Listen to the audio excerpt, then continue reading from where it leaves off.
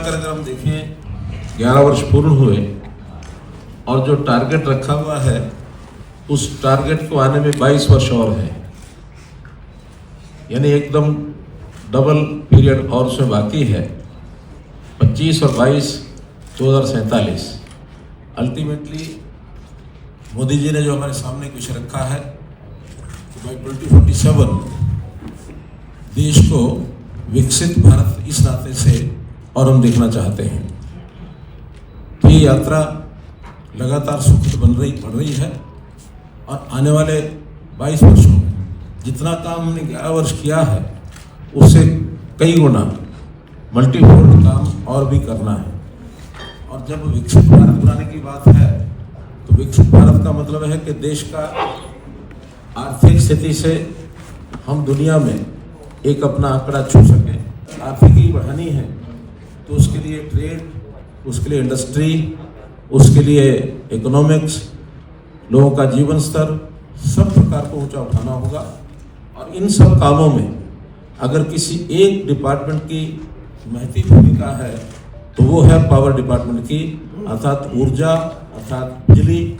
ये सभी क्षेत्रों का केंद्र बिंदु एक फैक्टर है और उसी बिजली के ऊपर पूरा ध्यान मोदी सरकार ने 2014 से ही और देना शुरू किया है।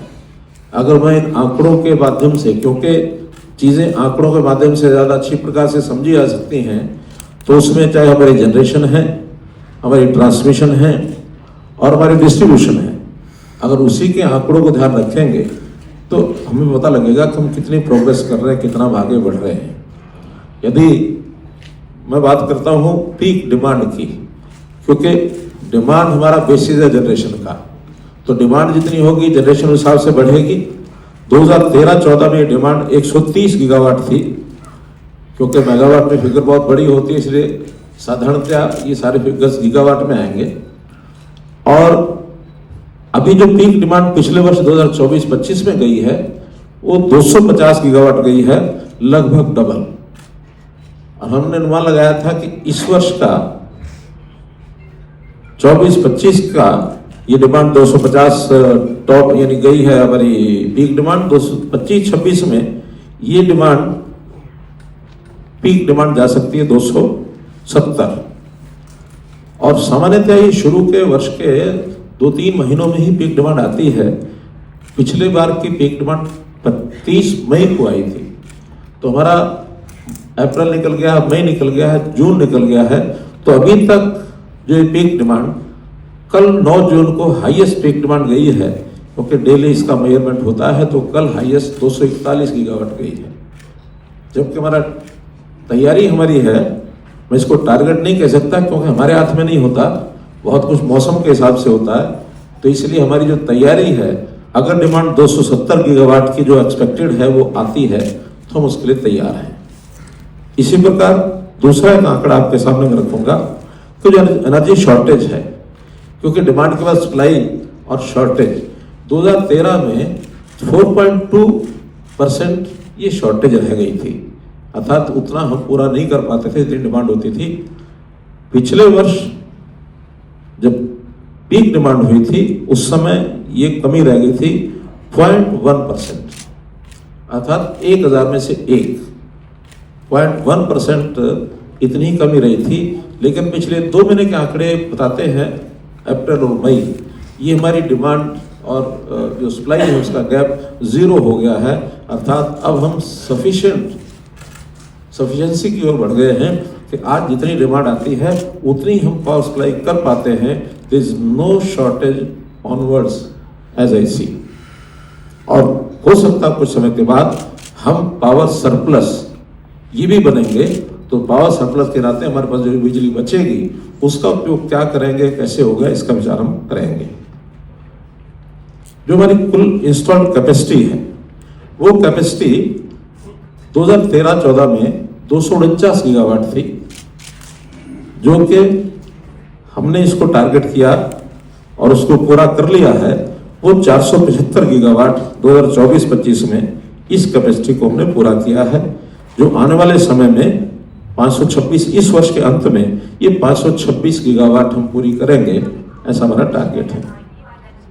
इसमें भी फॉसिल का जो हमारा 475 में फॉसिल का टारगेट है, अब 475 की बजाय रादर 472 है, क्योंकि एक हमारा जो प्लांट है कोल का और गैस का, दोनों लंबे समय से बंद थे, उनको हमने परमानेंटली डिस्कार्ड कर दिया है कि वो बंद रहेंगे। तो इसलिए हमारी जनरेशन कैपेसिटी लगभग 2.5 गीगावाट कम होकर के 472 हुई है, और जिसमें फॉसिल की 240 है और नॉन फॉसिल की 232 है।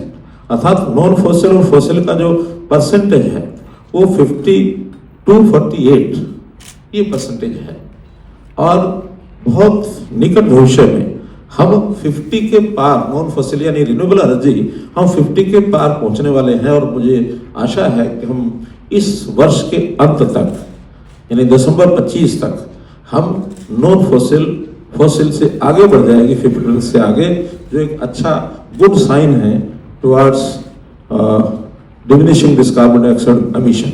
और इसी में एक चीज और जो मुझे जोड़नी है कि अगर दुनिया भर के देशों में कंपेयर करते हैं तो हम जो G20 के देश हैं उसमें हम 11 देश हमसे आगे हैं, नॉन फॉसिल में हम 12वें नंबर पर हैं G20 में, और बहुत जल्दी हम उनको कवर करने के लिए, हालांकि बहुत बड़ा गैप है, कुछ देश तो ऐसी हैं जो 85-88% RE का उपयोग करते हैं, केवल 12-15% ही उनके यहाँ फॉसिल का उपयोग होता है। उस पर तो पहुंचना बड़ा कठिन है अभी, लेकिन 50% से पार करने का टारगेट जो मैंने बताया वो हमारा है। ये जहां तक पावर एक्सपोर्ट की बात है, 2013-14 में हम पावर को इंपोर्ट करते थे 3267 मेगावाट पावर, ये हमने 13-14 में इंपोर्ट की है नेट में, और जबकि 2023-24 में हम एक्सपोर्ट करने वाले हो गए 4665 मेगावाट हमने एक्सपोर्ट किया है। अर्थात हम एक प्रकार से सरप्लस तो हो ही गए अभी जो हम एक्सपोर्ट कर रहे हैं, और भी एक्सपोर्ट बढ़ाने के भी आगे रास्ते हमारे लिए खुले हैं। जहां तक बिजली सप्लाई का, इलेक्ट्रिक सप्लाई का विषय है, रूरल पावर में पावर सप्लाई बहुत अच्छी हमारी बढ़ी है, बहुत तेज गति से बढ़ रही है। 2013 में 12.5 घंटे और पावर सप्लाई हम रूरल इलाके में देते थे आउट ऑफ 24 आवर्स, जबकि अब 22.6 घंटे यानी 22 घंटे 36 मिनट हम पावर ग्रामीण क्षेत्र को सप्लाई करते हैं, जबकि शहरों में यही 23 घंटे और 24 मिनट 23.4 आवर्स ये हम सप्लाई करते हैं। टेक्निकल कारणों से ये जो 36 मिनट का गैप रह जाता है, तो ये तो सामान्यतया टेक्निकल कारणों से सब जगह ही ये रहता है। अगर मैं ट्रांसमिशन की बात करता हूं तो ट्रांसमिशन में हम लोगों ने जो 2013-14 में लाइनें हमारी 2.91 लाख सर्कल किलोमीटर थी, 2.91 लाख सर्कल किलोमीटर, वो बढ़कर के 24-25 में 4.94 लाख सर्किट किलोमीटर हो गए। अर्थात 2 लाख से भी ज्यादा सर्किट किलोमीटर लाइनें ट्रांसमिशन की हमारी ये बढ़ी हैं इन 11 वर्षों में।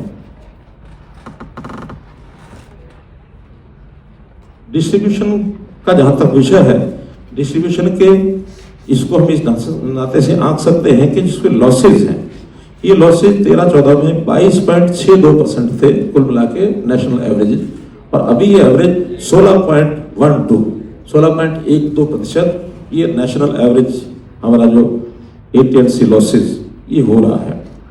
और जो हमारा रेवेन्यू गैप रह जाता था, ACS और ARR का जो गैप है, जिसको हम रियलाइज नहीं करते थे only because of decision of हमारे टैरिफ ऑर्डर जो होते थे उसके कारण से, वो 78 पैसे पर यूनिट ये हमारा उस समय गैप होता था 13-14 में, जो घट करके 24-25 में मात्र 10 पैसे पर यूनिट ये गैप रह गया है। इसमें भी एफिशिएंसी ये हमारी बढ़ी है।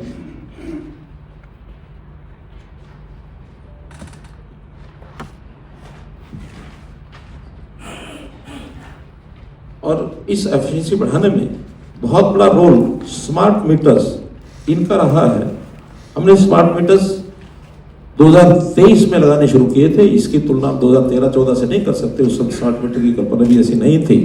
तो 23 में 22-23 के अंदर जो शुरू किया, उसके अंदर पर डे 4000 स्मार्ट मीटर्स ये लगाए जाते थे, जो हमारी गति थी लगाने की। जो मई 24 में 14000 मीटर पर डे लगाने शुरू किए, आज मई 25 में इसकी गति 1,15,000 मीटर पर डे लगाए जाते हैं, अर्थात 19 करोड़ मीटर हमको ये लगाने हैं। अभी तक उसमें 3.14 करोड़ लगा पाए हैं। आने वाले समय में स्पीड को और बढ़ा करके और बहुत शीघ्र हम ये स्मार्ट मीटर लगाएंगे। और इस स्मार्ट मीटर में भी प्रीपेड स्मार्ट मीटर, इसकी गति को भी बढ़ाना शुरू किया है। हमने तय किया है कि अगस्त 31 ये 2025 तक जितने गवर्नमेंट ऑफिसेज हैं और गवर्नमेंट एम्प्लॉइज ऑफिसर्स हैं और गवर्नमेंट कॉलोनीज हैं, उन सब के घरों के मीटर सबसे पहले प्रीपेड होंगे, ताकि साधारण जनता में, सिटीजन में, कंज्यूमर्स में ये एक मैसेज जाए कि सबसे पहले गवर्नमेंट के कंट्रोल में जितने मीटर्स हैं वहीं प्रीपेड लगेंगे। पहले पैसा जमा कराओ, उसके बाद बिजली प्राप्त करो। जैसे आजकल टेलीफोन कंपनीज करती हैं कि पैसा जमा कराओ तो कॉल करो, नहीं तो बंद। इसलिए सबसे पहले गवर्नमेंट के अपने घरों से ही इस काम को शुरू किया जाएगा। और इसके बाद जो बड़े लोड के कनेक्शंस हैं उनको भी नवंबर 2025 तक सभी को हम प्रीपेड करेंगे। और प्रीपेड करने से काफ़ी अच्छी मात्रा में जो पैसा है ये पहले इकट्ठा होगा, तो इन्वेस्टमेंट जो हमारी है उसके अंदर इसका उपयोग होगा। क्योंकि इन्वेस्टमेंट भी चाहे वो जनरेशन के प्रोजेक्ट्स है या ट्रांसमिशन के हैं, डिस्कॉम्स के हैं, इन सब में बड़ी मात्रा में और पैसा जो है इन्वेस्ट होने की आगे की योजनाएं हैं। जैसे विस्तार होगा तो उसमें एक रास्ता ये है कि सबका 1 महीने का या 2 महीने का बिल ये पहले से पैसा उसका जमा कराए। और उसमें कुछ प्रदेशों ने अपनी कंसेशन देने की स्कीम्स भी शुरू की हैं। किसी ने 5% किया, किसी ने 3% किया, किसी ने 2% किया। ये भी एक बड़ा लाभ कंज्यूमर को उसके माध्यम से होगा।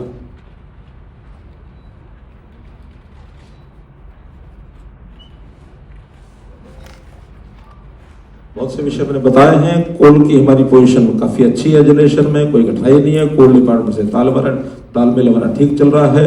शक्ति पॉलिसी के माध्यम से योजनाएं पूरी बनाई जाती हैं। अभी जो कमीशन किए गए हाइड्रो प्रोजेक्ट, एक साल में 3000 मेगावाट हमने प्रोजेक्ट इस साल लगाए हैं और 3000 मेगावाट ही हमने अगले अप्रूव कर दिए हैं। हमारी 2 कंपनियां NHPC, SJVN दोनों नवरत्ना स्टेटस इनको प्राप्त हुआ है, ताकि एक बहुत तेज गति से ऑटोनोमस होकर के काम करना शुरू करेंगे। जनरेशन में एक विषय और आपको बताना है कि न्यूक्लियर जो है इस पर हम फोकस कर रहे हैं, न्यूक्लियर पावर पर। न्यूक्लियर पावर अभी तक 8 गीगावाट के लगभग इसकी जनरेशन होती है। 15 गीगावाट के लगभग आगे के लिए और प्रोजेक्ट्स अप्रूव किए गए हैं। तो ऐसे 22-23 गीगावाट के आसपास की प्लानिंग हमारी है। लेकिन जैसा घोषणा की गई है कि 2047 तक 100 गीगावाट हमारा टारगेट है, तो 100 गीगावाट टारगेट करने के लिए अभी से प्लानिंग हमने की है। क्योंकि सामान्यतः जो समय है न्यूक्लियर प्रोजेक्ट्स में ही समय का अवधि उसमें ज़्यादा लगती है एस्टेब्लिश करने की। अभी तक 13 वर्ष की अवधि ऐसी आकी गई है कि जब एक बार कंसीव होता है कोई प्रोजेक्ट तो 13 वर्ष के बाद वो प्रोजेक्ट फाइनल होता है। हम प्रयत्न कर रहे हैं उस पर भी समय अवधि को कैसे घटाया जाए, उसकी क्लियरेंसेस कैसे हम जल्दी से जल्दी गवर्नमेंट की ओर से जो दी जानी है वो दी जा सके, फिजिबिलिटी उसको कैसे कर सकते हैं, उसके फील्ड का सर्वे जल्दी जल्दी कैसे कर सकते हैं। तो 13 वर्ष के बजाय ये 8 वर्ष 9 वर्ष आ करके और कैसे उन प्रोजेक्ट्स को भी जल्दी किया जाए। बहुत से प्रांतों ने ऑफर की है, जगह चिन्हित करनी शुरू कर दी है। हर प्रदेश जो सीस्मिक जोन 5 में नहीं है, ऐसे सब प्रदेशों में कम से कम एक न्यूक्लियर प्रोजेक्ट जरूर लगे। 4 में है, 3 में है, 2 में है, ताकि वहाँ कल को जब थर्मल पावर को हम थोड़ा उसमें निरुत्साहित करेंगे, कम करेंगे, तो थर्मल की जगह एक जिसको कहना चाहिए रिलायंट जो एक परमानेंट पावर है 24/7 क्या कहेंगे बेस लोड, तो उसमें थर्मल के बजाय उसको न्यूक्लियर की ओर ला सके। तो न्यूक्लियर को आगे बढ़ाना होगा, क्योंकि 2070 तक हमको नेट जीरो कार्बन का अगर अपना टारगेट पूरा करना है तो 2035 के बाद थर्मल नहीं लग पाएंगे और उसके जगह न्यूक्लियर लगने शुरू हों, ताकि वो जो कमी है थर्मल वाली उसको वहाँ से हम पूरा कर सकें। थर्मल के कुछ चैलेंजेस हैं, उन चैलेंजेस को भी हम एक एक करके दूर कर रहे हैं। एक ज्वाइंट कमेटी बनी है मिनिस्ट्री ऑफ पावर की, डिपार्टमेंट ऑफ एटॉमिक एनर्जी की, मिनिस्ट्री ऑफ पावर, और ये कमेटी जो है इन सारे चैलेंजेस को दूर करने के लिए और काम कर रहे हैं। इस बार के बजट में 20,000 करोड़ रुपया और थर्मल न्यूक्लियर पावर के लिए ये अनाउंस किया गया है, जिसमें स्मॉल मॉड्यूल रिएक्टर ये सब लग पाएंगे और इंडियन टेक्नोलॉजी के माध्यम से हम भारत स्मॉल रिएक्टर्स BSR इसको भी एक्सप्लोर कर सके। और इसमें प्राइवेट सेक्टर को भी लाने की योजना बनी है कि प्राइवेट सेक्टर भी न्यूक्लियर पावर में आए और आगे बढ़ सके।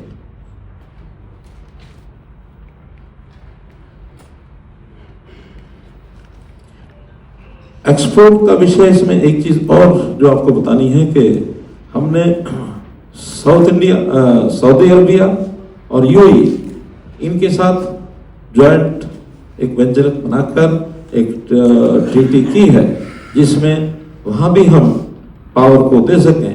तो 2 गीगावाट ग्रिड इंटरेक्शन के लिए एक VSC बेस्ड HVDC सिस्टम ये प्रपोज किया गया है, जिसमें 1400 किलोमीटर की लेंथ की एक सबसी केबल ये बनाई जाएगी और इसी प्रकार से ये सऊदी अरबिया के साथ है। और UAE के साथ इसमें भी 2 गीगावाट कैपेसिटी प्रपोज की गई है, जो 1600 किलोमीटर की एक ट्रांसमिशन सबसी केबल इसको भी बनाने का एक प्रपोजल किया है, जिसमें कुल मिलाकर के 80,000 करोड़ रुपए के लगभग दोनों देशों के साथ 90,000 है, 47,000 करोड़ रुपया सऊदी अरबिया और 43,000 करोड़ रुपया UAE। तो ऐसा 90,000 करोड़ रुपए के एक ग्रिड इंटरकनेक्शन का ये जो प्रोजेक्ट है इसका भी MOU किया है, जो आगे जाकर के हमको एक रिजल्ट ये देगा। डिस्ट्रीब्यूशन में RDSS की बहुत बड़ी प्रगति हमने की है। इस RDSS का अभी 1.3 लाख करोड़ रुपए का जो बजट सैंक्शन हुआ था उसके अंदर काम होने शुरू हुए हैं। जैसा मैंने स्मार्ट मीटर की बात बताई है, वो भी RDSS के अंतर्गत हो रही है। और लॉस को किस प्रकार से कम किया जाए, इस प्रकार के प्रोजेक्ट्स, लॉस रिडक्शन वर्क्स, इसके अंदर भी 28% फिजिकल प्रोग्रेस में 1,51,000 करोड़ रुपए के जो काम है उसके अंदर हो गई है। ये काम बहुत तेजी से आगे चला है। AT&C लॉसेस कम करने में भी ये सब हमको इसका लाभ मिल रहा है। इस प्रकार से एग्रीकल्चर फीडर के सेग्रीगेशन में भी काम चल रहा है। ईज ऑफ लिविंग में भी बहुत से ऐसे हमने टाइम रिड्यूस किए हैं मीटर कनेक्शन के लिए, और अन्य प्रकार की सिंप्लीफिकेशन मल्टीपल स्टेट्स ने इसको प्राप्त किया है।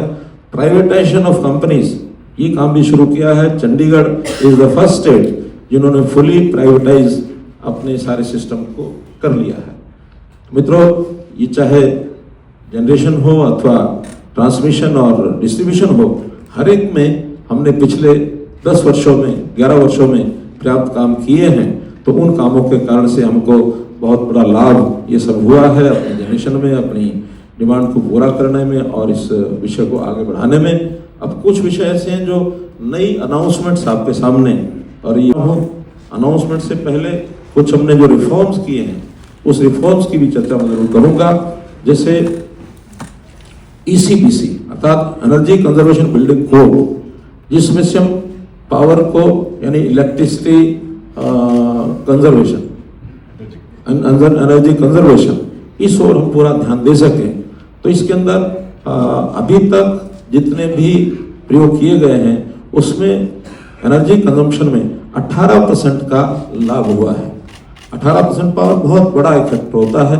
तो एनर्जी कंजर्वेशन के प्रोडक्ट जो भी प्रयोग हैं उसके अंदर ECBC एक इस वर्ष का नया जो एक कोड इशू किया है उसको अलग अलग स्टेट्स ने लागू करना शुरू किया है। सबसे पहले केरला ने इसको अडॉप्ट किया है और 25 स्टेट्स और यूटीज ने भी उसको अब अडॉप्ट करने के लिए आगे आ गए हैं।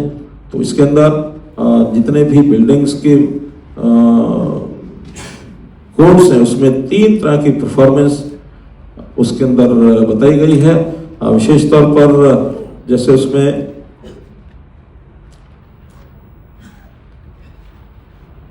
बिल्डिंग कोड्स में जैसा बिल्डिंग्स को कीपिंग दम कूलर इन समर्स, यानी गर्मियों में कैसे मकान ठंडा रहे और सर्दियों में कैसे अपने आप उसमें वार्मर यानी गर्मी महसूस होती रहे, उसके अंदर पावर की कंजम्पशन कम हो सके। एक तो बिल्डिंग कोड में इस प्रकार से मेजरमेंट्स कुछ बताए गए हैं।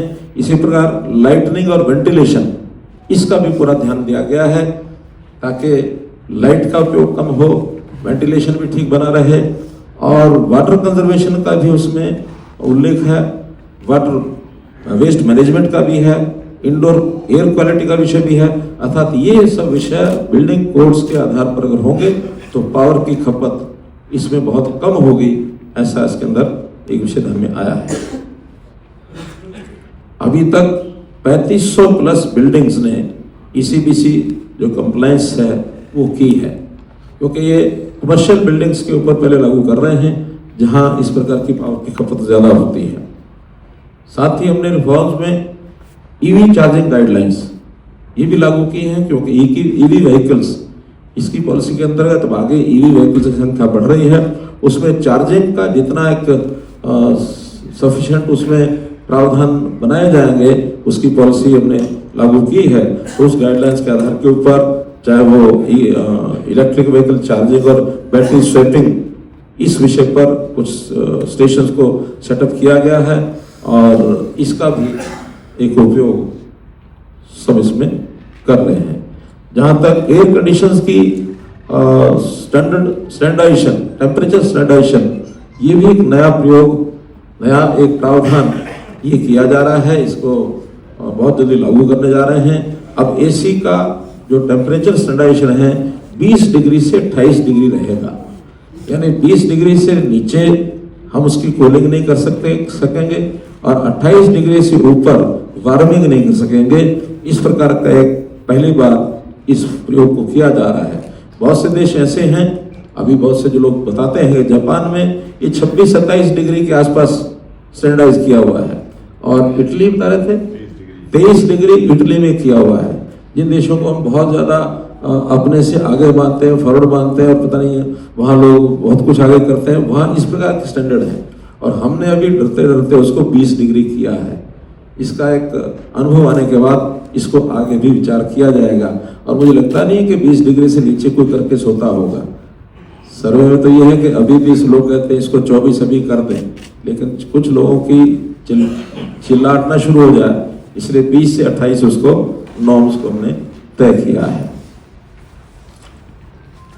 सिक्योरिटी के नाते साइबर सिक्योरिटी एक बहुत बड़ा विषय पावर डिपार्टमेंट में आ गया है। साइबर सिक्योरिटी का पावर सेक्टर में हर लेवल पर, चाहे जनरेशन के प्रोजेक्ट्स हो, चाहे हमारे ट्रांसमिशन के हो या हमारे डिस्कॉम्स के हो, उन सभी प्रोजेक्ट्स में हर प्रकार से सावधानी बरतने के लिए साइबर सिक्योरिटी का जो डिपार्टमेंट है इसको मजबूत कर रहे हैं और इसमें भी खास करके जो इम्पोर्टेड आइटम्स हैं जिन जिन प्रोजेक्ट्स में लगती हैं उसके ऊपर विशेष ध्यान किया जा रहा है, क्योंकि कोई भी शरारत करके किसी प्रकार का साइबर अटैक वो कर सकता है। अभी आपकी जानकारी के लिए बता रहा हूँ कि जो ऑपरेशन सिंदूर के समय बहुत बड़ी संख्या में और हमारे सारे सिस्टम पर अटैक हुए हैं, लेकिन साइबर सिक्योरिटी सिस्टम ऐसा मजबूत है कि हर एक अटैक को हमने उसको काउंटर किया है और किसी प्रकार को कोई नुकसान होने की बात ये ना आई है ना कभी आने दी जाएगी। इंडियन कार्बन मार्केट, चूँकि कार्बन डाइऑक्साइड एमिशन का विषय ये देश और दुनिया में बहुत गंभीरता से इसको विचार किया जा रहा है कि कैसे हम कार्बन डाइऑक्साइड एमिशन को कम करें। तो NDC के माध्यम से एक कमिटमेंट सब देशों ने अपने आप कमिटमेंट की है, दी है। 2070 में नेट जीरो भारतवर्ष हो ऐसी कमिटमेंट हमारी है। हालांकि कुछ देशों की इससे पहले की भी है और उसमें से कुछ देश ऐसे भी हैं जो उसमें से भागने भी लग गए हैं। उसमें उदाहरण के लिए अमेरिका ने बहुत जल्दी करके 2050 बताया और अमेरिका सबसे पहले भाग रहा है उसमें से कि नहीं हम 2050 तक पूरा नहीं कर पाएंगे, क्योंकि उनके यहाँ रिन्यूएबल एनर्जी हम उनसे आगे हैं, वो हमारे से भी कम है। हम 48% पर पहुंच गए हैं, वो भी 41% के आसपास है आरई में। वो फॉसिल ही ज़्यादा, गैस की सप्लाई उनके यहाँ बहुत ज़्यादा है, तो इसलिए अब उसमें से वो टिके रहेंगे नहीं रहेंगे। लेकिन ह्यूमैनिटेरियन ग्राउंड के ऊपर भी अगर देखा जाए तो कार्बन डाइऑक्साइड का मिशन जल्दी जल्दी समाप्त होना चाहिए, इस ओर सब बढ़ रहे हैं। और उसमें कंपटीशन पैदा करने के लिए जो कार्बन क्रेडिट्स हैं, जो कार्बन क्रेडिट्स को मेंटेन कर पाएंगे अपने हिसाब से कार्बन डाइऑक्साइड को और उससे अच्छा परफॉर्म करेंगे, उनको कार्बन क्रेडिट्स उपलब्ध होंगे। जो नहीं कर पाएंगे उनको एक प्रकार से कार्बन क्रेडिट मार्केट से खरीदने पड़ेंगे, ताकि एक कंपटीशन पैदा करने के लिए जो एक स्टैंडर्डाइजेशन किया गया है, उस स्टैंडर्डाइजेशन में भी कार्बन मार्केट हम जो अपने बना रहे हैं। अभी तक विदेशों के अंदर कार्बन मार्केट चाइना है, यूरोपियन यूनियन है, वहीं ये कार्बन मार्केट ज़्यादा प्रचलित है। लेकिन हम अपनी बना लेंगे, जून 26 तक अपनी कार्बन मार्केट एस्टेब्लिश कर लेंगे, ताकि फिर उसमें जो स्टेट्स हैं जो आरपीओस को पूरा नहीं कर पाएंगे, उनको भी एक फाइन के तौर पर जो उसकी पूर्ति करनी होगी आरपीओ की, तो कार्बन क्रेडिट्स को खरीदना पड़ेगा। जो स्टेट्स आरई में अपने टारगेट से अच्छा कर लेंगे, उनको कार्बन उपलब्ध होंगे, तो कार्बन क्रेडिट बेच भी पाएंगे। इस प्रकार इंडस्ट्री के नाते भी ये सब लोग कार्बन एमिशन के नाते से एक हेल्दी कंपटीशन के नाते कार्बन क्रेडिट इसका मार्केट का उपयोग जो है ये सब कर पाएंगे।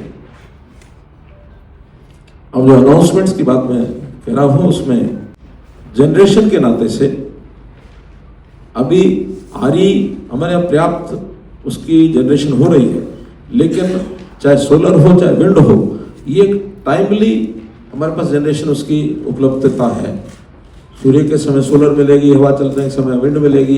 24 आवर्स नहीं है, तो इसको 24 की आवर्स की उपलब्धि के लिए स्टोरेज फैक्टर को ही हम प्रमोट कर रहे हैं, चाहे वो बीएसपी है अथवा बैटरी स्टोरेज है, उसको प्रमोट करने के लिए उसके अंदर वीजीएफ का प्रावधान पहले भी किया गया है। पहले बस इसके लिए 13.2 गीगावाट का इम्प्लीमेंट प्रोग्राम जो कर रहे हैं वो 13.2 गीगावाट है। एडिशनल 30 गीगावाट आवर्स ये भी नई योजना हम दे रहे हैं, जिसके अंदर 33,000 करोड़ रुपया और ये इन्वेस्टमेंट इसके अंदर आएगी। और इसमें वीजीएफ की अमाउंट क्या होगी? 5,400 करोड़ रुपया वीजीएफ के अमाउंट जो सरकार जो है इन प्रोजेक्ट्स के लिए देगी। तो इस प्रकार से एक नया प्रावधान ऐसे जो बैटरी स्टोरेज के लिए जितने भी एंटरप्रेन्योर्स आएंगे उनके लिए लाभ दिया जाएगा। बहुत बड़ी मांग थी, उसको आज हम पूरा कर रहे हैं। ट्रांसमिशन के लिए ट्रांसमिशन में इंट्रास्टेट ट्रांसमिशन सिस्टम को कैसे सुधारा जाए, तो उसको लेट पेमेंट सरचार्ज रूल्स के अंतर्गत इसको लाया गया है, ताकि वो इंटरस्टेट ट्रांसमिशन सिस्टम को और मजबूत कर सकें। ज़्यादा प्राइवेट इन्वेस्टमेंट जो है इस इन्वेस्टमेंट में इंट्रास्टेट ट्रांसमिशन में आएंगे। अभी तक इंटरस्टेट ट्रांसमिशन में बहुत लोग आते थे, लेकिन इंट्रास्टेट में वो नहीं आते थे। इंट्रास्टेट में उनको अट्रैक्ट करने के लिए हमने intrastate transmission late payment surcharge ये रूल्स बनाए हैं, ताकि उनको उसमें लाभ हो सके। ऐसे ही राइट ऑफ वे, देखिए सिंदूर, ऑपरेशन सिंदूर के अटैक का मतलब मैंने जो कहा था वो है साइबर अटैक्स।